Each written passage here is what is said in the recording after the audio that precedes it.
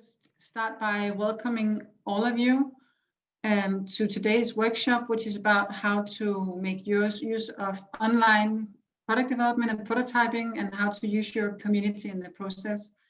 And this workshop is organized as part of Lifestyle and Design Cluster and Syddansk Universitet and in collaboration with Wikifactory. And I'm Helene Lassen. I'm from Creative Business Network, and we work to support startups from the cultural and creative industries. And we do this by skills development and connecting startups to business partners and investors in more than 75 countries we work across. And Wikifactory, who is with us today, is also very much about entrepreneurship and startups. And they present whole new ways of developing your product. So that's why they have agreed to join us today to tell you about new ways to be successful with your product. Before I hand over the word to Agustin Arroyo, I'll just let you know that the workshop today is recorded, so more startups after you can have advantage of this session. So Agustin, the floor is yours. Thank you very much, Helene. You did an excellent job pronouncing my name. It's quite hard. For any of you wondering how it's pronounced, is Agustin. But well, I will repeat my name later on. First of all, thank you very much for being here. During the next hour, I will share some of my experiences around prototyping, some of the best practices I learned through failure mostly. And hopefully I will get the chance to know a little bit more about you, about what you're designing, about the issues you are facing when developing a hardware or a real object. And well, I don't want to make you wait anymore. So if you want, I will start sharing my screen. So I show you what I've been up to. Give me 1 second, please. I have multiple screens I need to deal with right now. And before I share my screen, it's quite important for me to tell you that I mean to make these next 60 minutes as interactive as possible. I don't want to make you fall asleep by sharing nonsense. This is highly interactive. I prepared a quiz. I'm going to show it to you later in around 30 minutes. And I will ask you to participate in the chat or even to speak. You are welcome. I'm here to learn from you the same way you are here to maybe learn something from my experiences. So feel free to interrupt me whenever you want. I want this to be dynamic, so don't be afraid, please. I'm sharing my screen in 2 seconds, more or less, if it works.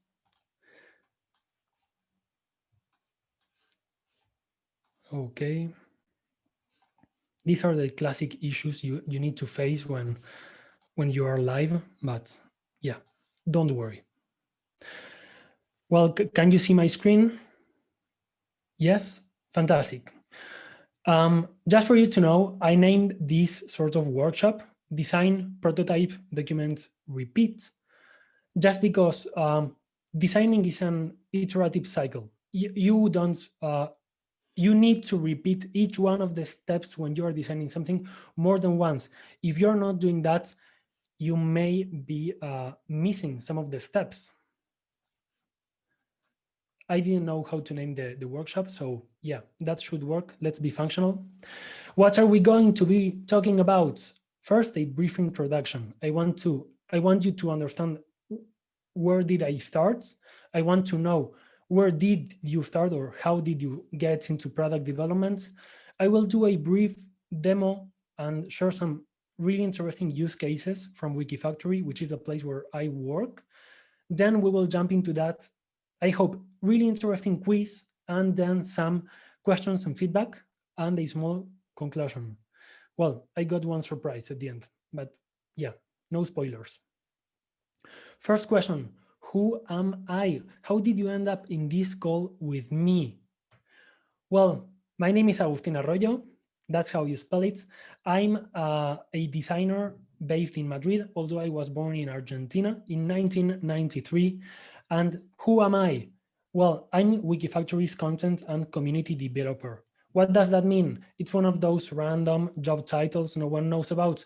Well, my job consists mostly on interacting and helping the Wikifactory community, like people like you, designers that want to make something and they need some help because everyone needs to collaborate to make the best out of this. I have a design background. I'm not an engineer, I'm not an architect. Like, I'm quite strange and I don't really know how to make many things, or that's what I thought many years ago.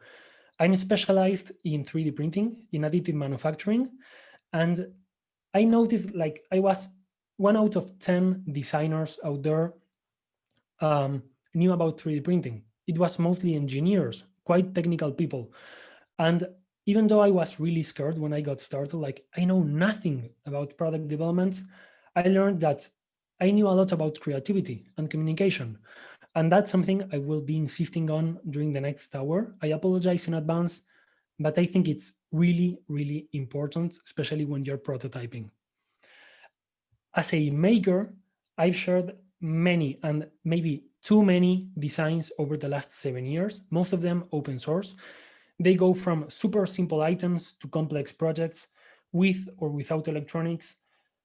And just to be honest, to me, and this is a personal opinion, maybe we can debate a little bit around this later, but sharing everything with the community, especially when I just got started, was what gave me the opportunity to collaborate and improve my designs. Because if I kept them for myself, yeah, who was going to be out there sharing negative comments about my design? Well, I needed that negative feedback. I've collaborated with industry leading companies. Well, yeah, to be honest, almost no one knows about those companies, but within the 3D printing industry, they are quite big. I collaborated with Prusa Research, maybe the Prusa i3, if you got the chance to play with a 3D printer, Ultimaker, BCN 3D, and other companies, especially in the material industry. And why do I say this? It's not because, wow, I'm popular or famous or whatever. No, I'm just a person that tries to learn, and that thanks to those machines that allowed me to prototype, I was able to learn how the machine manufacturers work, and they were interested. And that's something I really encourage you to try. Like, how are you making one machine that helps me prototype, and how can I help you make a better machine? Also, I have a design background, but I did a master's degree in design and management of technological projects. Why did I do this? Because I wanted to understand how projects and products are developed. I was missing so many steps in the process, and I want to share this with you. You are not alone if you miss something. It's 99% of us. Also, I'm an additive manufacturing professor at Universidad Francisco de Vitoria in Madrid. I teach 3D printing and manufacturing processes to architects, and that's really inspiring. I need to learn something so much that I'm able to explain it. And I don't want to be really boring. Basically, I'm a very curious person and I love making new things. It's as simple as that.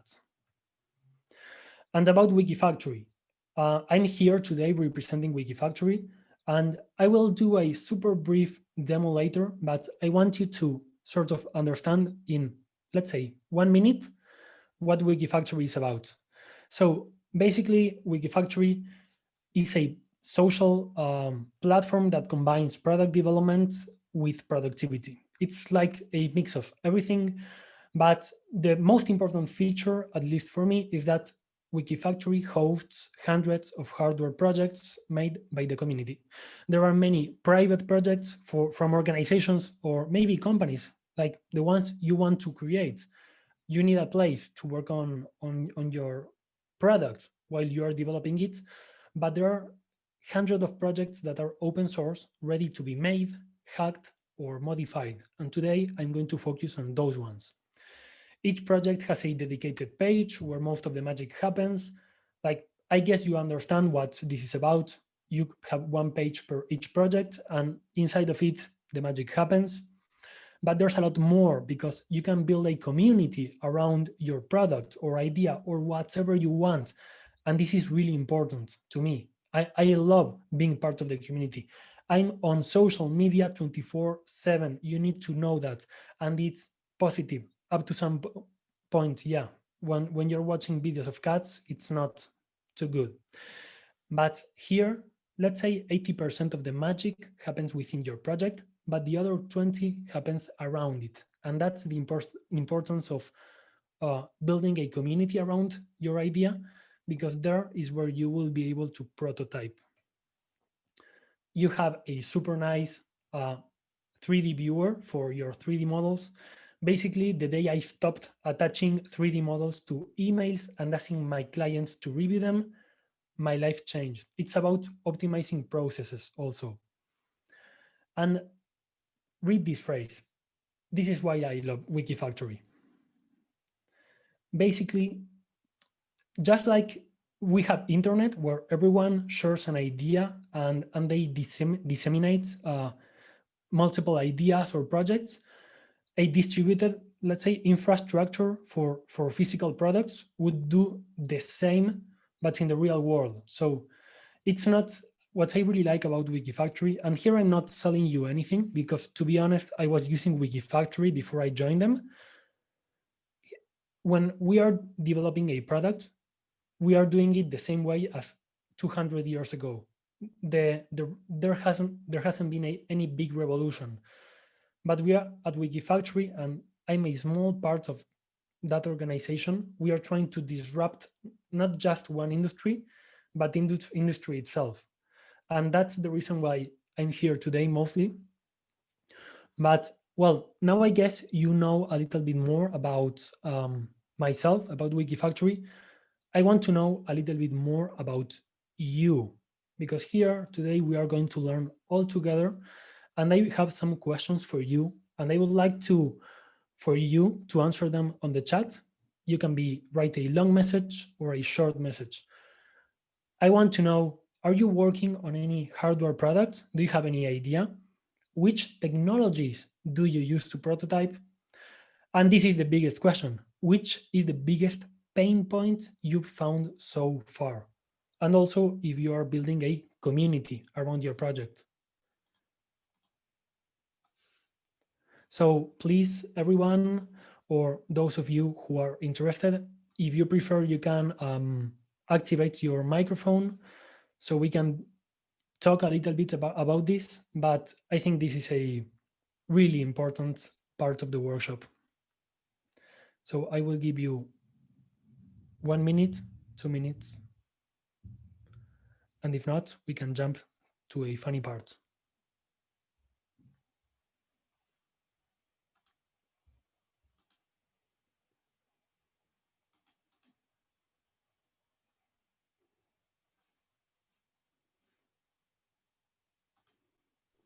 I will also just contribute and say that, I mean, this is your chance to get some really good feedback from Agustin. So it would be great if just a few of you want to tell what you're doing. You don't have to answer all these questions, but just to know who's out there. So you can just. You're muted. Oh, yeah, sorry. So you can just like what in the chat that you would like to talk about it. You don't have to write it.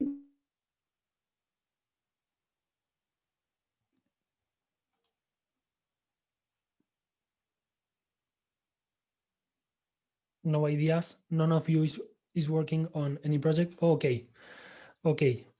So Stefan, you did a workshop. You're an academic researcher. No hardware products as such. More textual products. Pain. Not sure. And the community mostly happens in the lecture hall. That's really funny because I teach students that are 18 or 19 years old.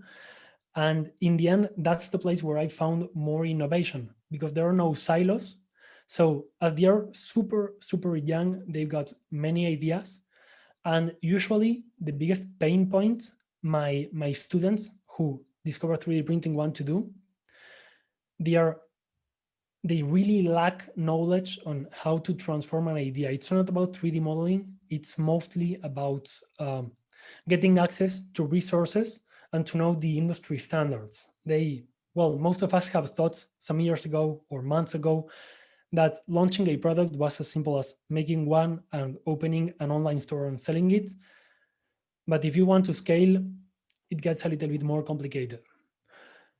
Okay, so we've got some more messages.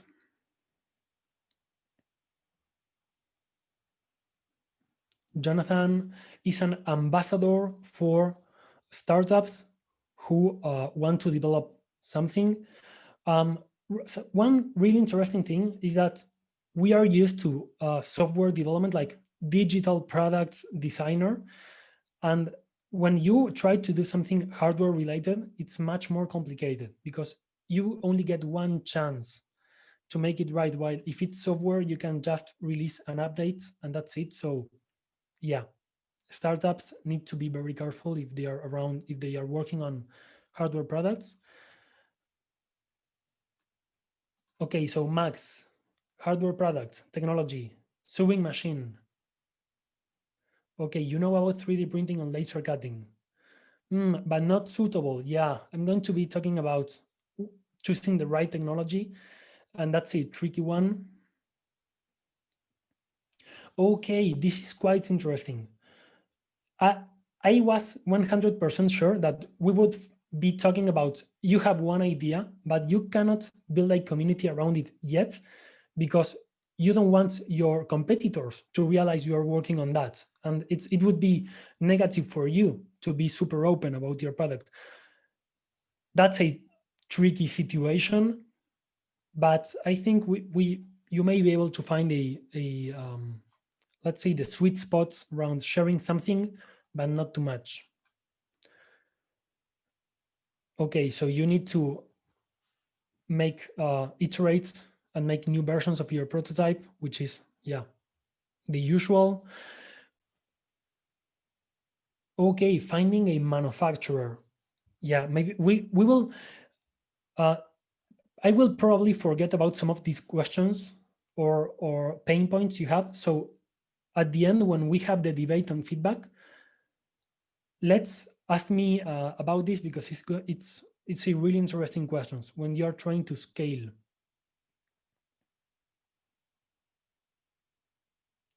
Okay, mental health trust, building a community around the brand. Yes, you are doing the right thing. Like, absolutely. As someone that is surrounded by engineers and architects on a daily basis, building your brand is the best way to learn how to make the right product, even software or hardware. So I'm really glad you mentioned that. I'm a little bit obsessed with building a brand around your ideas, and that's really interesting. There's a name I don't know how to pronounce. Loan. I'm not sure. I'm really sorry about that. Teaching entrepreneurship, and I'm just curious about how to use prototyping. That's a really good one. I'm also trying to learn how to use prototyping when someone is trying to launch a product. There's not there's not a unique solution here.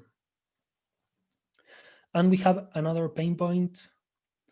Any tips on using prototyping to identify pain points rather than as a technique to solve problems? Wow, that again is quite complex. I'm going to go through some of the, first of all, it's really good to know what you're doing and what are the problems or your context, because it will help me tailor the thoughts I have around the use cases I'm going to show to you right now, just so you understand how three different people or organizations have faced product development. So let's go to the next slide. We have the demo time, and right now I'm going to change to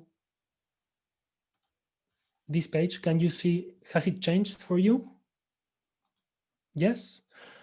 Fantastic. So first, let's go to Wikifactory. So it's not just screenshots.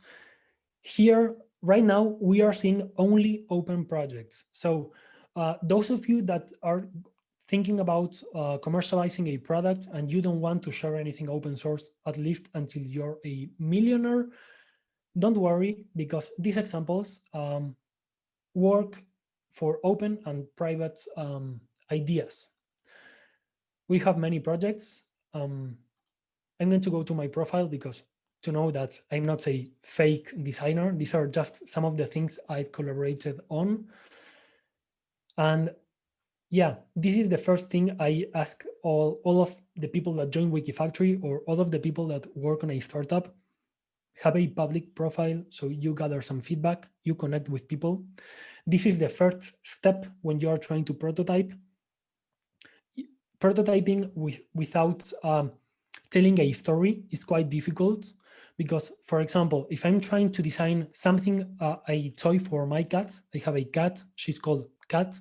She's beautiful, but she spends all the day sleeping. She's bored. So I designed this project, Laser Chaser, so I could create with some friends a sort of a smart or DIY product so people can actually make their own laser chaser. And what's important about this, well, you can see here that I have some documentation, a bill of materials, the assembly instructions, which are super simple. This is a small project to validate an idea. My best practice here, and this is something I've been doing for years, I did this during 1 or 2 months with some colleagues, and we worked remotely, or we went to a cafe and we discussed how different our cats, our pets would play. My idea was to commercialize this design. I thought, hey, we've got a cool name. I think I have a decent design, but I'm not sure. I don't want to invest money or to find investors if I'm not sure about the product market fit, or even if cats have fun playing with this device. So what we did was to make an open source version. And just to be honest, there are already similar devices on the market. So there wasn't any real risk for us. And we started documenting everything. So just to show you this small project I have here, this is something that anyone could copy. In fact, I invite people to take it as a starting point and make money, because maybe I can make something even better than what my competitors, if we want to name them in that way, would do.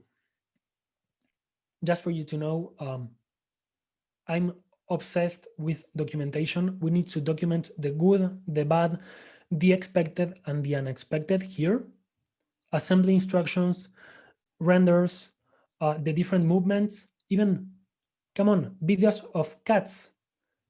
This is what people want to see when you ask them to try a prototype for you. So it's really, really important for me to insist on this. My first suggestion for all of you is you need to document everything, and as much as you can, because I understand it's not perfect, you need to share it with someone. You can create a private group, work with your students to validate assumptions and ideas, or you can work with a large number of friends remotely and with a safe distance, because we are in 2020. But this is the basic I want to share about this personal project. And now I'm going to jump to a very different one, because as you can see, this project was developed by some people. This is a super early version, and it's probable that many of you are right now in this step. Like, you've got a prototype, it sort of works, but you don't know where to go or how to scale your project. And to be honest, I have the perfect example for you, and its name is Otto. Yeah, you're saying, what's Otto? Otto is an educational and open source robot that anyone can build It's open source, it's powered by Arduino, which is a pretty popular electronic board. And what Camilo did, and I want to say that Camilo is a genius and an entrepreneur, and he has done a very cool thing. He founded Otto, but what he did, instead of commercializing a closed product, he open sourced it because he saw the opportunity to build a community around the project. And here you have some of his projects. He has been iterating one design over and over with the community, but the real value of his product is not the product itself, is the community he built around. There are more than 600 people that are part of this organization, because on Wikifactory, you can create an organization around an idea or a family of products. In this case, around a small, super funny robot I have the chance to play with. And what he does, he commercializes a kit to build the Otto. However, if you have access to a 3D printer, a fab lab, or a laser cutting machine, you can actually modify it. You can hack it. Some of you may be thinking, hey, but actually, this isn't a real commercialized product. This is sort of a product that is constantly on a development phase, that at the same time is commercialized, but it's not finished. And that's the value. You need to understand that, for example, if you are working on a product that is meant to be for makers, for people that love tinkering and playing and disassembling products, then it's probable that you may get the chance to commercialize the product even before it's completely ready. You may want to consider that, so that you can include some of those, we can call them early adopters or beta testers. There are many different names. You can invite them to be part of product development, which will help you build a community around it. For example, here we have an iteration, the doser version of the Otto DIY. And this is a fantastically well documented project. This is something I really like, and Camilo does a fantastic job, because he has been able to gather dozens of different versions from each one of the community members, and it's the best example I could think of when talking about a community, because it's not that he shared one robot and that's it. There are more than 80 projects, 80 versions of Otto from different parts of the world, which at the same time helps him identify the limitations of each one of the users. For example, if you are prototyping, you may think, I need 3D printing, but maybe someone tells you, hey, maybe you can make a cardboard version. Yeah, that's cool. Or a wooden version with a laser cutting machine. You need to understand when your product is going to reach the MVP status, which is quite at the end of the development process if it's hardware. But there you can already open up to the community, or even commercialized early versions of your product. And one more thing is, you need to have a place to communicate. In this case, it's completely open. And this is, you don't need to reply to this question, but if you're working on a product, do you have a place where you can talk in an open way with beta testers or with people that can share feedback with you? That's essential. I know that we usually try to keep everything as private as possible. Like, hey, I had this idea. I'm going to become the next Elon Musk, the next Bill Gates, the next creative business network founder or whatever. But you need to get some feedback. The more eyes looking at your products or prototypes, the better it will go. That's as simple as that. Even if it's people that don't know about product design or entrepreneurship or marketing, they will see it as a consumer. So that's really, really helpful. In this case, having a forum is really useful. Now I'm going to jump to another project. This is Otto again, and this is slightly better. In this case, I want to share with you, this is Mechanica, Mechanica is a very young company based in Belgium, and they have been developing a CNC machine, a pretty professional machine over the last years. And this is really interesting because they are working. Here you have an open source version of this machine. You can manufacture it yourself and use it. But what's even better about them is that this is an open version that has helped them gather some feedback. Let's say this is version 1.0 of their product. However, at the same time, they are working on the real product they want to commercialize in a private way. So here you have two paths. You don't need to choose your own adventure. You can do all of the adventures at the same time. You have an open version, which you can share with friends, with colleagues, or with all the internet. And then at the same time, use all the feedback to make a better version 2.0. Here is really interesting because as some of you mentioned in the chat, maybe you don't have a finished product or a finished software or whatever you want to achieve, but you want to build a brand.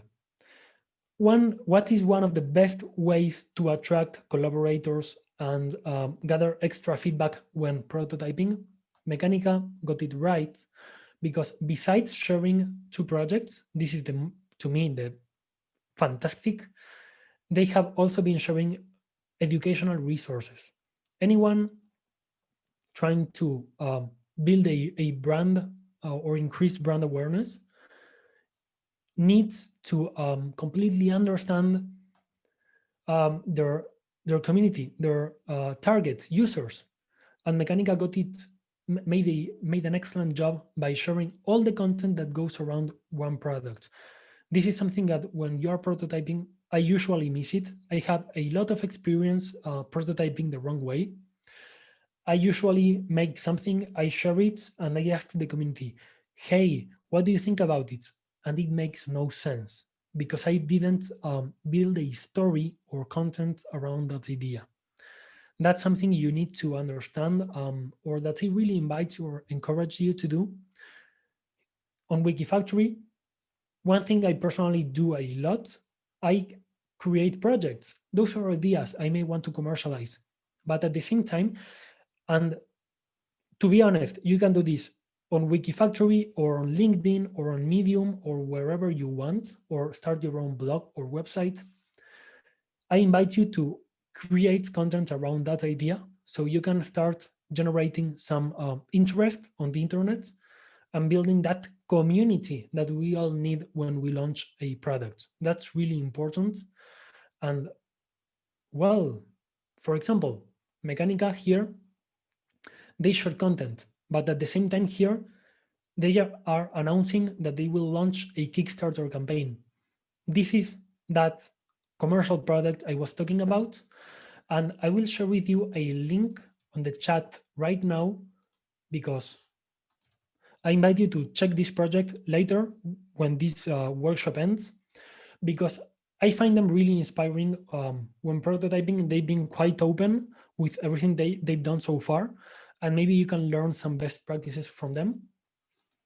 And then another thing, and this is especially useful if you work on the other academic industry, universities or schools or design studios where you teach something. We have Other Today Studio, and they use Wikifactory as a platform so they can gather many different, so where they publish the projects made by their students. This is quite similar to Otto. Other Today doesn't sell a product. They sell knowledge and experience, which is about teaching you how to develop a product. And it's all about prototyping. I also invite you to follow them on social media and on Wikifactory. Again, I'm sharing a link on the chat because you really need to check this. I really love them. They are super inspiring. Not them, but the students, because here you can see dozens of projects made by students and how by prototyping, they were able to improve their products. Some of them should be commercialized already. Some of them are on early prototyping, and some of them are basic ideas that need to be validated.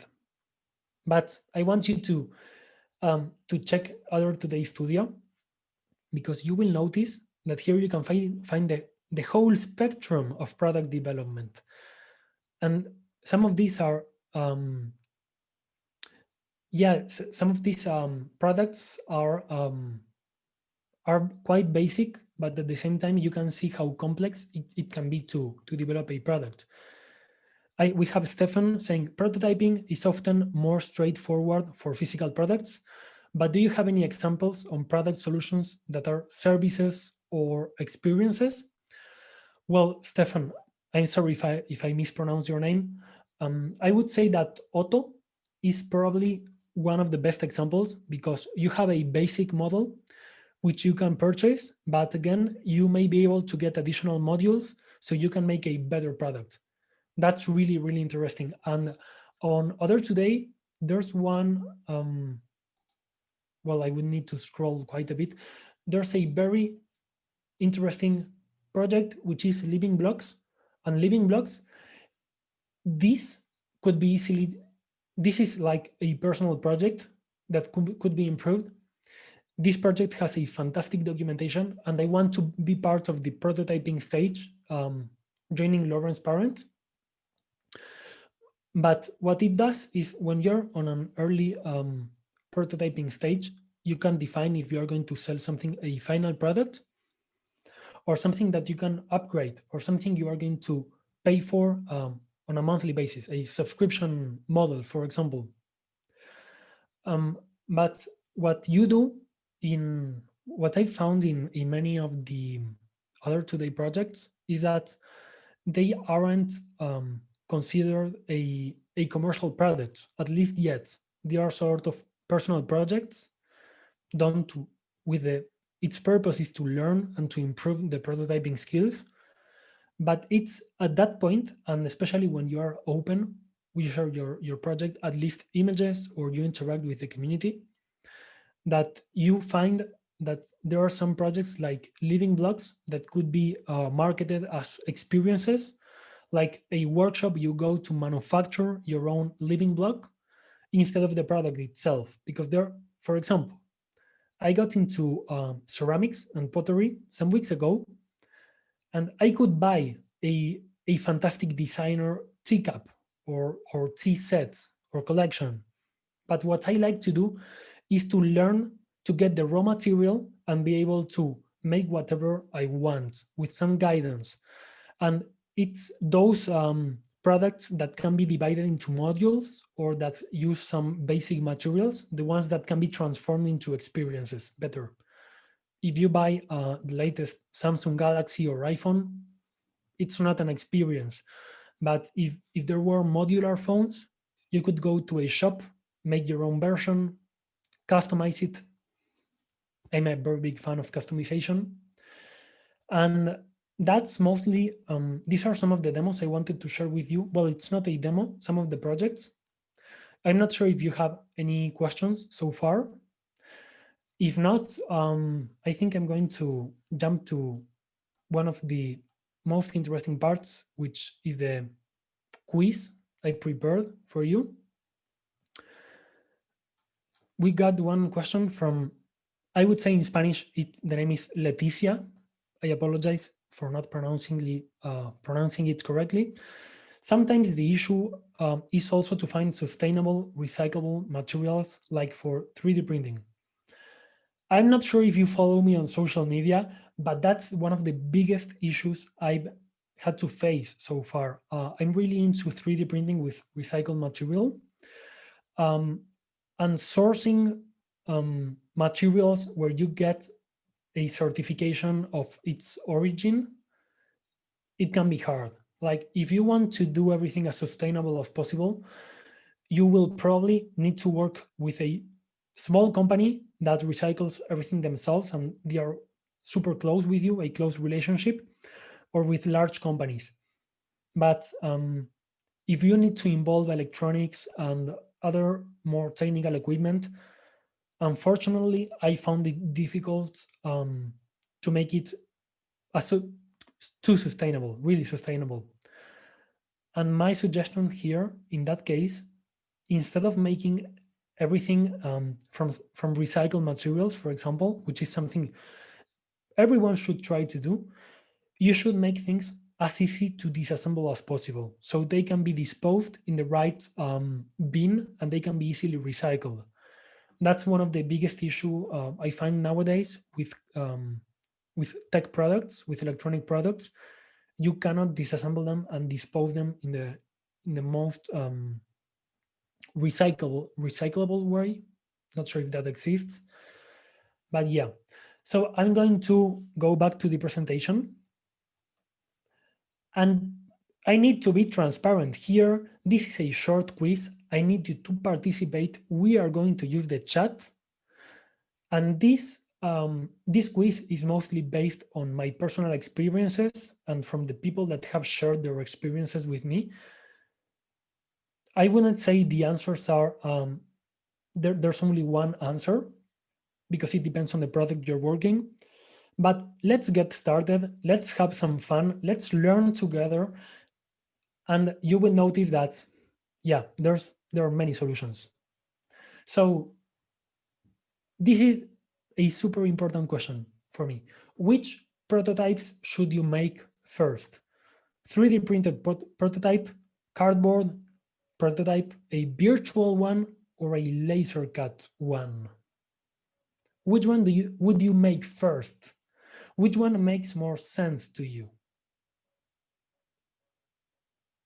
Okay, we've got option C, virtual prototype, B, which is cardboard, C, okay. Most of you have voted cardboard and virtual. And to me, it's it's the third option, virtual.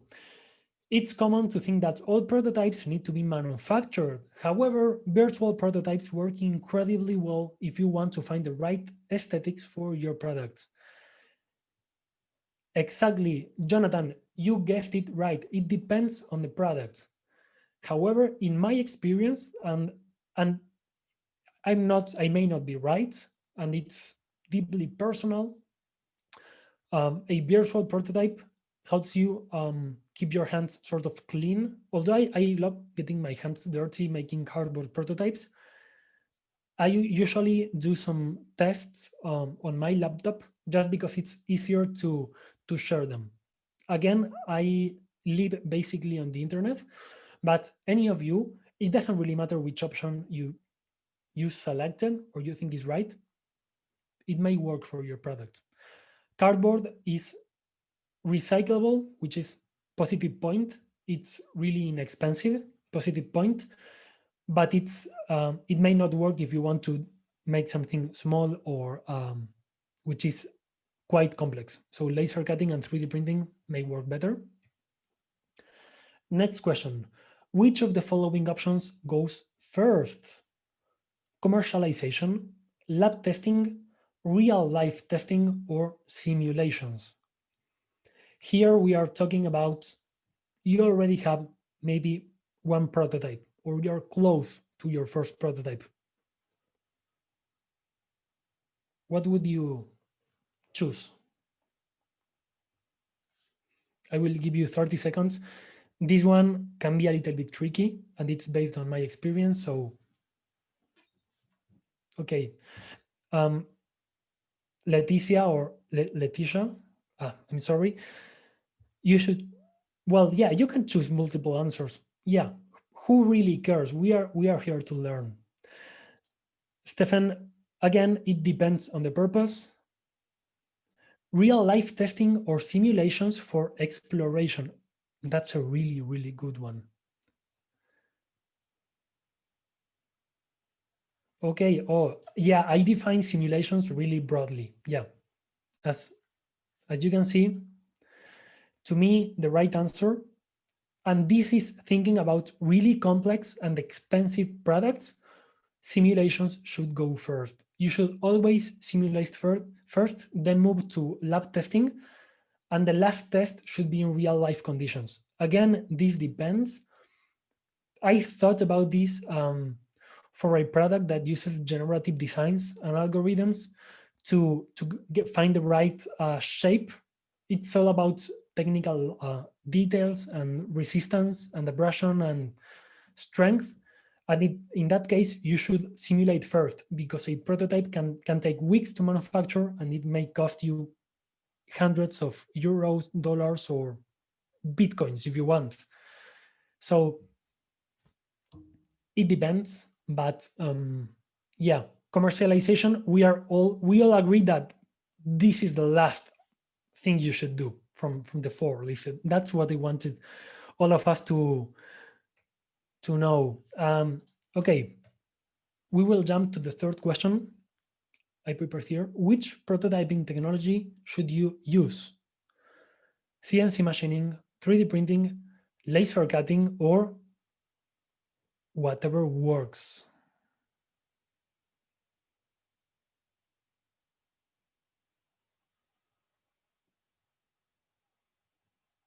Okay. I can see that maybe we all agree here. I told you that we were here to learn, and it all depends. And of course, it depends. Imagine you choose. This happened to me once, and it's really frustrating. And if you are working on a startup and you want to develop a product, you already know that you may not have as much money as you want. And in one case, I chose the wrong prototyping technology, and I spent 20 times what a inexpensive prototype would cost. Yeah, it's really frustrating to know you've used an inefficient technology. So first try with cardboard, then move to laser cutting, 3D printing. And if you need to do any CNC machining or super advanced electronic design, yeah, do it in an efficient way, please. Next question, what type of results should you document? Positive, negative, unexpected, or expected results? This is a tricky one again. And this is based on ABCD, all possible feedback. Anyone has any specific type of information you would document in more detail than the other ones? C and D, both.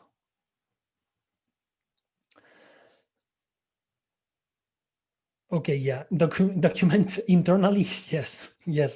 Stefan, I have the impression, I apologize, because all these questions seem to be like, what the hell are you asking us? It's quite obvious. Everything is important. The positive, the negative, the unexpected, and the expected.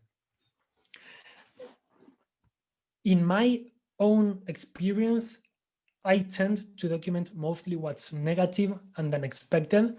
Yeah, because in the end, it's something you weren't expecting. Like, wow, these results are much better than what I thought I would get from this data. But you need to gather all the information you can. If you are using a laptop, if you are simulating, you will get all the information. But if you are working with your hands, if you are trying a product at home, everything is relevant. The positive also, because if you're working on a difficult product or project, you will need some positive news once in a while. Next question, which type of prototype takes less time to make? A subassembly, individual parts of or feature, or a complete prototype?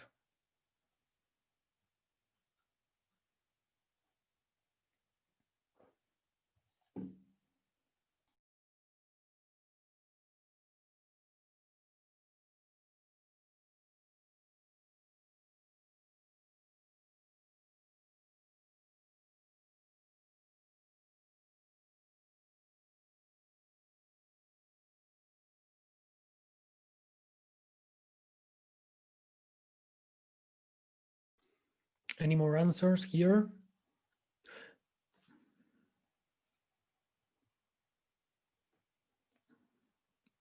Okay. What is a subassembly? Yeah. Let's check my solution, my correct answer, which is incomplete. And this depends on the type of product you're working on. As Stefan would say, it depends, and Stefan is right. So if you're working, let's say, on a smart robot that follows you all around your house, you may want to, of course, if you're using cardboard, a complete prototype should be quite fast to prepare. But if you are working on that smart robot, that like Wall-E from the Pixar movie, I would personally try prototypes and test individual components. And this is my personal experience again. For example, you want to try if you want to use the motion system, wheels, if you want it to fly, for example, those you can divide the product into different modules or sub-assemblies, like the motion system, the electronics, the sensors, or even the algorithms you may use or the add-ons. Again, it depends, but I would personally test each component individually, but first you need to define the sub-assemblies. And the last part, the last prototype would be the complete one in a... Okay, so Stefan, do you have any stories where someone quickly designed a complete prototype to explore or test the premise of them before diving into? Yes. For the Laser Chaser project, the cat toy I designed earlier this year, we actually made like a complete prototype first. Unfortunately, we realized we were over-engineering some of the components. So then what we did was we divided the design into sub-assemblies, and we tested individual components just to find the right ones. For example, we were using servo motors, and we tried with some really expensive ones. But later on, we realized the cheapest ones you can find also worked. So in the end, we did the opposite way. We made the final prototype, and then we had to work on it all over again. It generates some frustration. So my suggestion here is that you already understand which of the shelf components you may be able to use, and then it will be much easier for you to go in the right direction. Like you prepare, you have a list of individual parts or components. You then make sub-assemblies, which consist of a group or of those components. And then you have the complete product or prototype, which is a group of sub-assemblies. So you can subdivide everything into smaller bits. And hell, I wish I should have known 1 year ago about that. Next question. I don't want to become a boring person more than what I already are. Which option reduces the overall prototyping time and costs? It's one of these options. You can use cheaper materials. You can simply skip prototyping, because all of us here know that prototyping is, you can skip it. It's not necessary. You can use advanced manufacturing, or you can reduce the prototype's size. This is a tricky one. Again, which one would you use to reduce time and prototyping costs?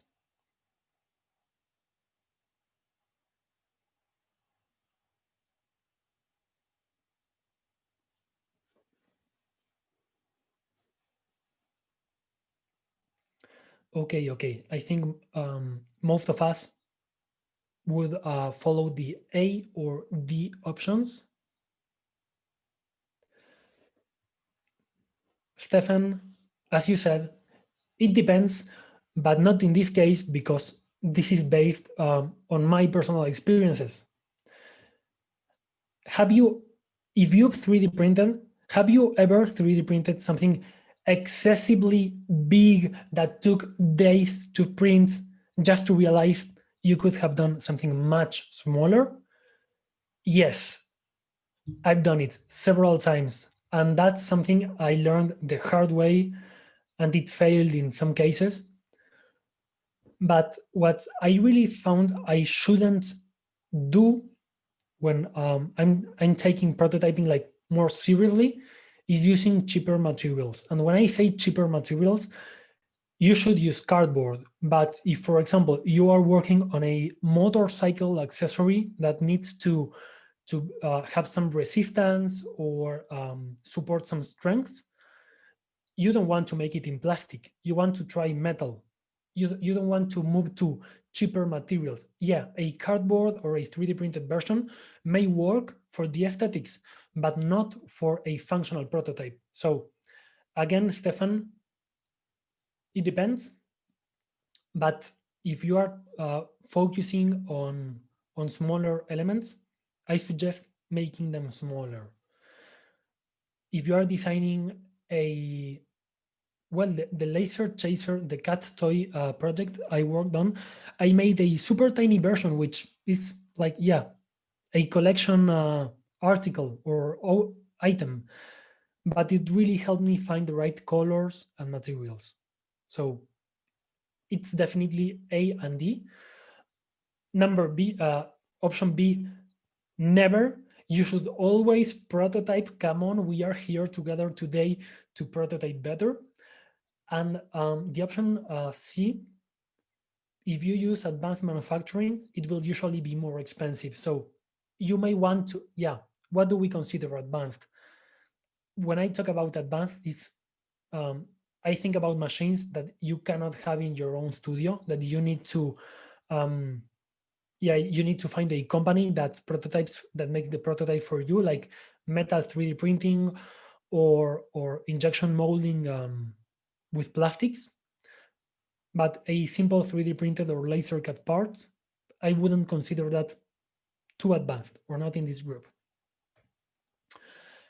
Next sort of question, prototyping help you look more serious, like on LinkedIn, optimize the assembly process, like with IKEA or Lego products, attract investors, because we always need funding, and divide the product into modules.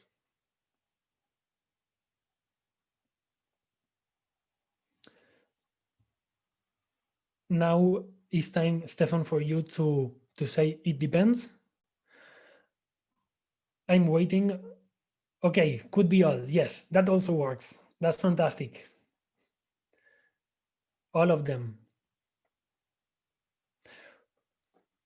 Not sure if any of you wants to share any input here before we jump to the right or wrong answer. It depends.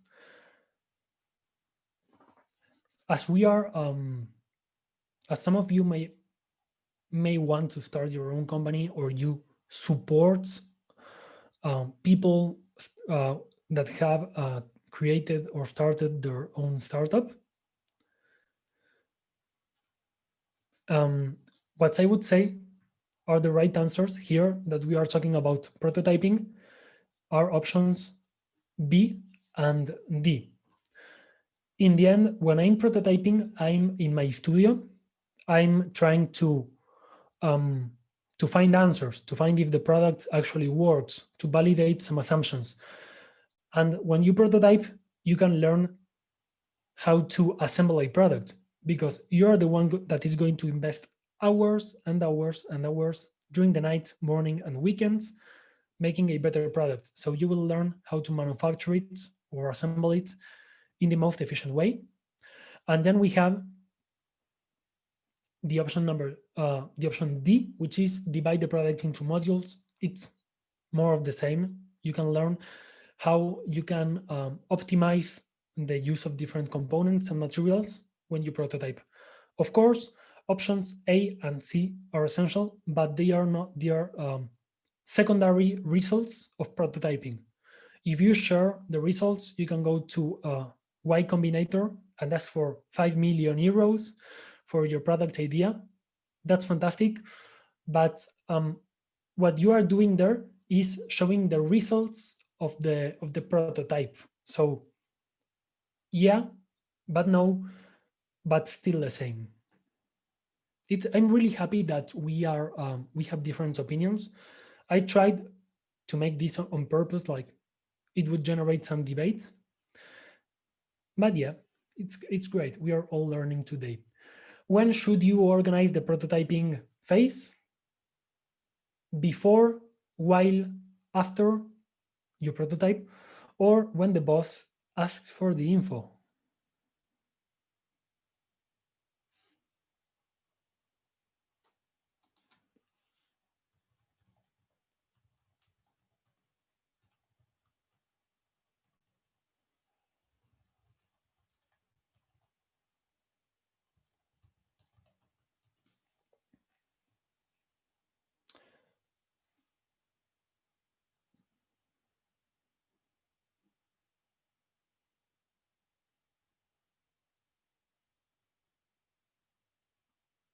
Okay, we are getting some interesting answers.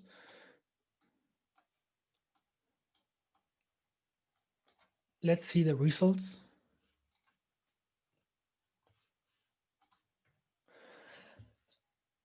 Again, based on my experience, I usually plan everything as soon as possible. Sometimes it's not possible to organize the prototyping phase until you are actually prototyping. This is chaos. If you are working on a startup, you know that everything needs to be ready for yesterday, and that you've got like 24 hours to prepare a brief for a potential investor. But whenever possible, you need to organize which types of prototypes and tests you will need to validate your idea.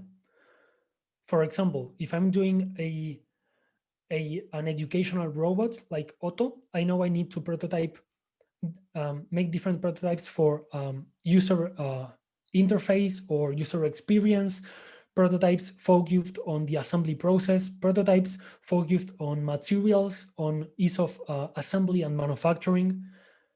But of course, more tests and prototypes will be included in the prototyping lift or phase while you finish some of the first prototypes, the ones you had considered. You need to avoid unexpected surprises, establish priorities, because those surprises usually imply spending extra money and time. And that's what we want to avoid here. And that was the quiz. I really hope you liked it. And in fact, all these questions came from an article I shared on wikifactory.com, because as a content developer, I share some stories and articles around how to go from your idea to a product, especially when you're prototyping. And it's how to make a prototype, tips to increase efficiency. I invite you to check it. I'm going to share a link right at the end.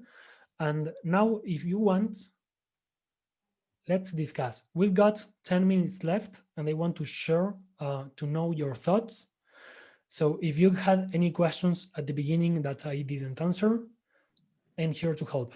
Yeah, I encourage you for this last while to just unmute and ask your questions live. We don't need the chat anymore, I think. Yeah, absolutely. Live questions, yeah. Okay, here I am with you. I know I have one more surprise later, but I want it to be the last thing I share with you. So if you got any questions, I'm going to go through some of the thoughts you shared at the beginning of the session.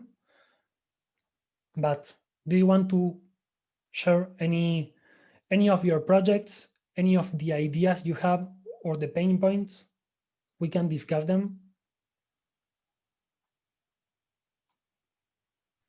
Yes, this is Max. I asked some questions in the beginning. Okay, Max. Okay, how do you Max, find it? Max, you can just repeat the questions now. Yeah, I think that's better. Hi. It was actually regarding if the product has a commercial purpose and it's fairly easy compared to all your different Wikifactory projects. So yeah, it's kind of, I want to get feedback, and I know it needs to get feedback in order to improve, but up to a certain point. And then second question was regarding finding a manufacturer. Yeah. Okay, yeah. Well, the first thing is, if you want to improve your product, let's say you are working on an electronic device. I'm not sure about that. It's actually nothing with the technology. It's a cover for laptops. So Okay. yeah. Okay. So in that case, what you need to do is to prepare some prototypes and give them to some of your friends or colleagues you are working with. So you will be able to identify if first the product market fit. Of course, if you find millions of similar products online, you know the market exists. That will help you identify how you can make something better. But the most thing, I would say that if it doesn't involve any electronics or complex mechanisms, you should definitely focus on materials. Materials are the what will give your product the different properties you will the clients will be looking for, and that is related to manufacturers. Finding the right manufacturing partner can be hard depending on the country or the region. If you live near a big city, I would strongly suggest to find local manufacturers. This will be more expensive, but when you're just getting started, you don't want to outsource and go big manufacturing, for example, in China, Mhm. because the costs can be really high, and you will need someone to help you. You can think that it's going to be really affordable, but if you are asked to manufacture 2,000 units, you will also need someone from marketing to help you with. So if you have already considered all the steps, then you can go there. But for the early prototyping and testing, I would suggest focusing on the materials and doing some tests with local manufacturers if you have the option. If not, there are companies like Protolab Labs or 3D Hubs that offer manufacturing services. So you can actually, if you have a 3D model, you can ask them to manufacture it for you, some tests, some prototypes, and then you can move to the next step. But yeah, that's mostly my suggestion. I'm pretty conservative in terms of risk. If you are just getting started, I strongly suggest to validate your idea before you jump to Mhm. production. I'm not sure if any of you wants to share some tips with Max. No? Okay, Thank you. you're welcome. And I'm going to check if you had any other questions I didn't reply. Just activate your microphone, or if not, I'm going to go through the chat.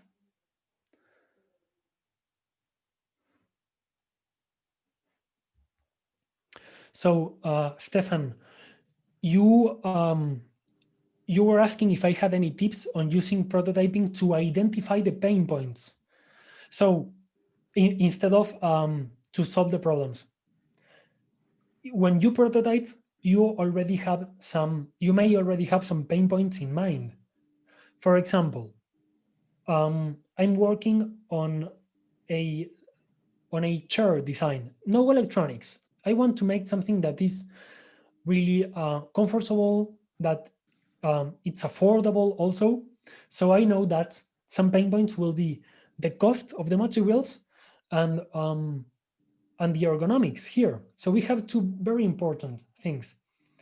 But once you start prototyping, one really really efficient way to identify new pain points would be to share or to ask people from different ages or social groups, or yeah, or that have different backgrounds to use your product. Because, for example, I have all designers want to design a chair, a designer chair. Everyone wants to do that. However, I had one friend in university that designed one chair, and when they finished the prototype, they took it home and they realized that people had to be at least 1 meter 75 centimeters tall to touch the floor, just because my friend was too tall for the chair. That didn't took in My friend didn't take into account the ergonomics or who would use the chair. So in the end, he had to cut the legs 5 centimeters so it worked with his mother. That was a really funny moment when he told me. But different age groups and people with different backgrounds would be a great way to identify pain points and also your target markets. For example, with Otto, I know Camilo, the creator, had to make many changes to the product. For example, you couldn't use small sub-assemblies because kids have trouble assembling those products. It had to be as big as possible. That's why the product consists of few parts which are quite big, just to make everything easier. And he only learned about that by opening the design to the community and seeing how parents with their children assemble the product. When the kid said, "Hey, mom, could you help me assemble these parts?" Then Camilo got the feedback, and he was able to identify that maybe one component needed a handle or needed to be thicker. And yeah, it's a great example. I encourage all of you to prototype, but not on your own, to open up, maybe with friends or with the Wikifactory community, because it's a really good process, I would say. And I know we have 1 minute left, Helene.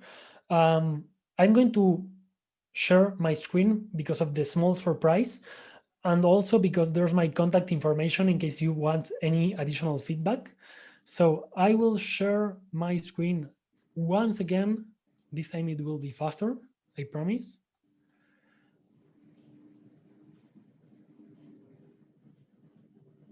And one more thing.